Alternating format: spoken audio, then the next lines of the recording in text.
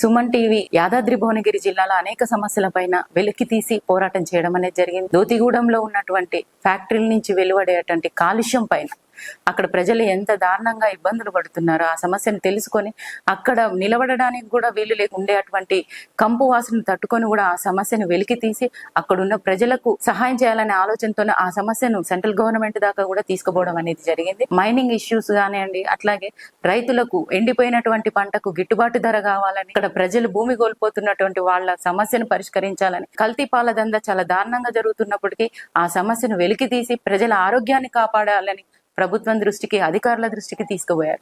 ఇలా ఎన్నో సమస్యల పైన సుమన్ టీవీ చాలా స్పందించడం అనేది జరిగింది. భవిష్యత్తులో కూడా ఇంకా అనేక సమస్యల పైన కూడా స్పందించి ప్రజల పోరాటానికి ప్రజలకు ఉండాలని కూడా తెలియజేసుకుంటున్నాము.